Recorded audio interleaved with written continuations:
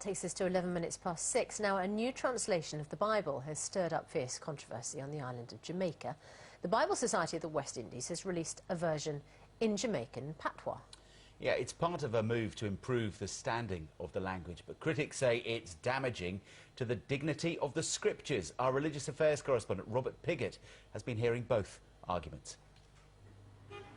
At the same time that John, Zachariah boy Pickney, did they in the desert, I get one message from God. Him go all around Jordan and preach, say, the Gospel of St. Luke as you've never heard it before. The Spanish town Tabernacle is hearing the Christmas story in the language of the street. The Patois, they say, is their mother tongue. It's like you watch a little movie, so it's very visual, and it brings some excitement to the Word of God. So no longer you sit down and have to read because you have to read the Word of God, but it's so exciting. A few miles away, however, the Portmore Holiness Christian Church regards Patois as a poor substitute for English. There's been fierce opposition to the new Bible from those who regard Patois not as a language in its own right, but as a corrupted form of English and one which hampers Jamaica's development. And many traditionalist Christians also believe that Patois is simply inadequate as a means of conveying the complex narratives of the Bible. And the church's leader claims Patois has to resort to coarse expressions to get its meaning across. I don't think the Patois words can effectively communicate some of what the English words have communicated, and primarily because even words that are present in the Patois that we would want to use to fully explain what is really meant in the original are words that are vulgar.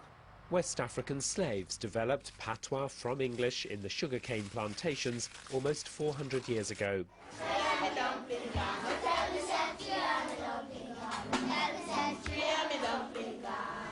Somebody?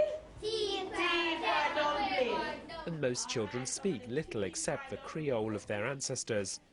Linguists insist that Patois is an authentic language with tenses and consistent grammatical rules. But schools are under intense pressure from the government to replace it with English.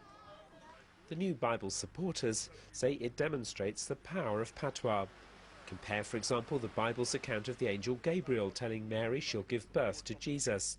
In our translation of the scriptures, the angel go to Mary and said to her, "Mary, me have news where going to make you well happy.